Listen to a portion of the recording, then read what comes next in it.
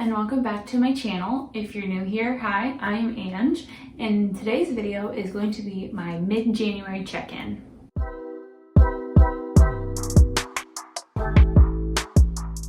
In case you missed it, I uploaded my January Bookopoly in which I talked about how many books I plan on reading for the month of January and the total amount of books that I want to read for January.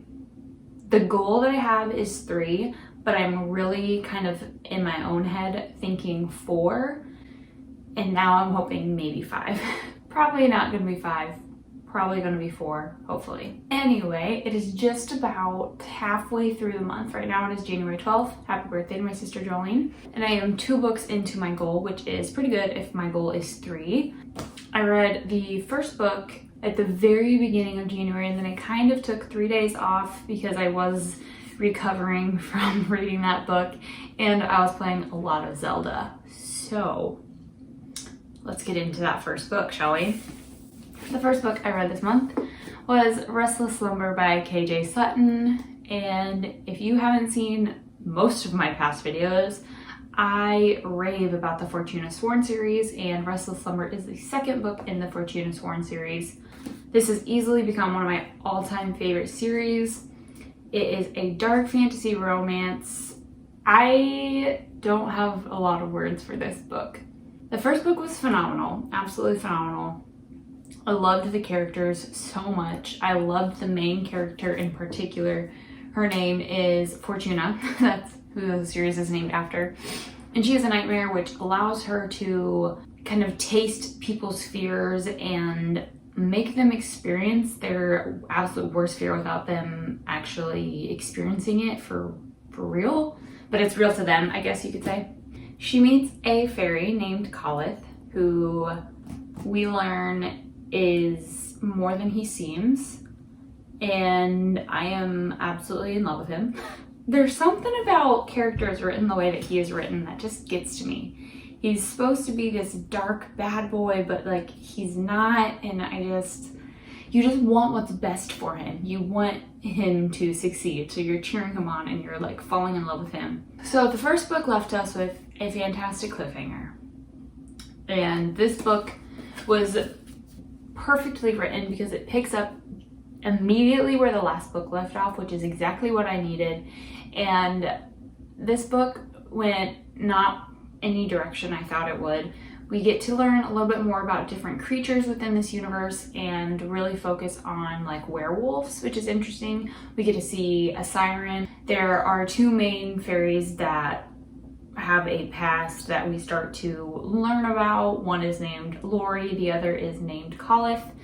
And oh boy, they both care very, very, very much about Fortuna, which makes the series all that more heartbreaking. So cool. So there's a specific like alternate universe within this book sort of that happens within her dreams, and there is a character that lives within this universe named Oliver. And I think I said in the last book that he could just leave, but honestly I liked the way that this book progressed in that universe and kind of understanding it a little bit more. I still think there's a lot to it that we don't know about, but I really enjoyed kind of unraveling that and learning a little bit more about Oliver in that universe. So that was a pleasant surprise for me in this book. There's not a whole lot of action in it. There is some violence and there is a warning for sexual assault as well, so bear that in mind if you do ever pick up this series. I'm not gonna lie, I don't even remember how many, I don't even remember how many chapters the last part killed me was. But the ending of this book will tear your heart out, twist it around, throw it on the ground, and then stomp on it. And that's what this book did to me, and that is why I didn't read a book for 3 days, because I was recovering from the end of this book. I really want to read Deadly Dreams, which comes out February 9th, and I am waiting to read it until I have the physical copy. I could easily get it for my Kindle, but I want to read the physical copy. For series that I love this much, I prefer a physical copy. There's just something more, I don't want to say intimate because that sounds weird, but like I feel like I'm more there when I'm reading it in physical form. That's totally weird, and maybe that's just me. I don't know if anyone else is like that. This series is freaking fantastic. Okay, I need to move on before I just completely ramble about this series because that's all I've been doing, so I'm sorry. Now, the only other book that I've read so far for January is The Shadow Cadets of Pennyroyal Academy, and I just finished this book, and it also got 5 stars from me. This one was so good. This is the second book in the Pennyroyal Academy series trilogy, and I very much enjoyed this book. This book is about this academy called the Pennyroyal Academy, where girls go and train to be princesses who are there to learn how to fight against witches, and boys go to become knights and basically fight dragons. So it's a very interesting school. There's not like magic to it.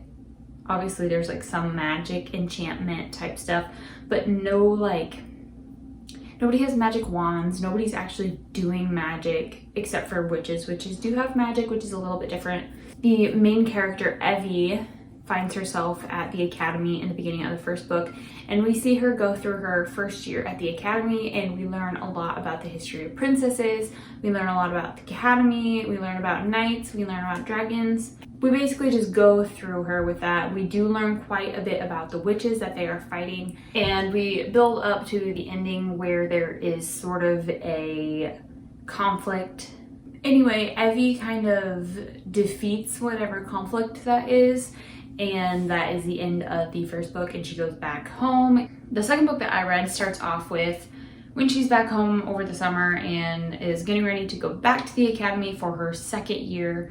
And in this book, it's a little bit different. So whereas the first book, we learned a lot about going through school with her, learning her classes, learning all the history and stuff, the pacing went by a lot quicker than the other one did. So there's not a whole lot of time that we're reading about them in school and doing their learning and all of this. There's a lot more not downtime exactly, but there's a lot more outside of the academy that we see. This book does have like a different enemy per se. It's not really an enemy exactly, just the conflict is a little bit different, and I actually really like that because they had gotten past the first book and now there is a new one, and it's very different. It's not something you would necessarily see coming. You kind of get a glimpse of it at the very beginning of the book. Certain things happen that I did not see coming at all, and I was so excited for them. It was definitely shocking, but it was such a fun realization once you learned the information. I really enjoyed it. I love these books so much. There's actually not quite as much romance in this book as there was in the first one, and I wouldn't even really call it romance. It's more like teenage love. I really enjoy the character of Remington, which I was disappointed that he wasn't in this book as much as he was in the first one, and I'm really hoping that he is very integral to the next book and the final book, so I'm really hoping that he will be there. I don't really know what to expect from the third book, but I think there is going to be quite a bit of action in the next one, and I'm very curious if she's even going to finish the third year. I am so bad at explaining books, but trust me, this book was really good. I enjoyed it so much. If you love fairy tales, like the Grimm fairy tales, and the fact that they are all integrated into one universe and one storyline, you will absolutely love the series. It's so innocent. There's not like violence. It's very kid friendly. It's very middle school grade reading, but they are so easy to read and they are so darn good. I seriously enjoy them so much. With that being said, those are the 2 books that I've read. The next book that I'm going to start reading is From Blood and Ash by Jennifer Armentrout, and I'm very excited. I've heard a lot of people reading it recently, so I definitely wanted to hop on the train, and I'm very excited for it. I'm hoping that it's a quick read. It's probably the longest book that I plan on reading this month, so I hope it is a quick read. I'm very excited for it though. Once I finish From Blood and Ash, which is the 3rd book that I plan on reading for the month, I do want to read the dating plan, which I have up here. It was from my January book of the month box, and so I do want to read that this month as well. So that is my January check-in, mid-January check-in. And to close off this video, I wanted to highlight a couple of booktubers who I think you should check out for sure. I absolutely love watching their content, and I'm gonna try doing this for the next few videos to really kind of promote some fellow booktubers, small booktubers. So the first booktuber I would like to highlight is Books with Bridget. I seriously love watching her videos. She is fantastic at giving synopses of books. I, however, am not. I like to ramble. She is so concise, and it is the perfect amount of information that actually either draws me in or is like, I could skip that book. She is just so good at summarizing books into a few short sentences. And she just has a really calming voice as well. Like, I just really enjoy watching her videos. And they're not overly drawn out. They're not too short. Like, it's literally just perfect. Definitely check out Books with Bridget if you want some good reviews. And the next booktuber I would like to highlight is A Couple Books. He is fantastic. He has he's been putting out videos like crazy lately. I'm assuming it's because he is on holiday break from grad school, and so I understand. He puts out so many good books. He has a bunch of top 5s out of different genres. He does a bunch of book tags. He does reviews. He does goals. Like, he is all over the place in a good way. Like, and he's got so much energy in all of his videos. Definitely check him out. You won't be disappointed. He has some really great recommendations and has talked about quite a few books that sound super interesting to me, so definitely check him out if you need some good recommendations. And with that being said, please don't forget to subscribe to my channel if you haven't done that already, and don't forget to like this video. I will make sure to link below all my accounts for Instagram, Twitter, and Goodreads. So I will link all of those below, as well as linking the 2 booktubers that I mentioned below as well to their channels. That's it from me today, guys. So thank you so much for watching, and I will see you guys in my next video. Bye!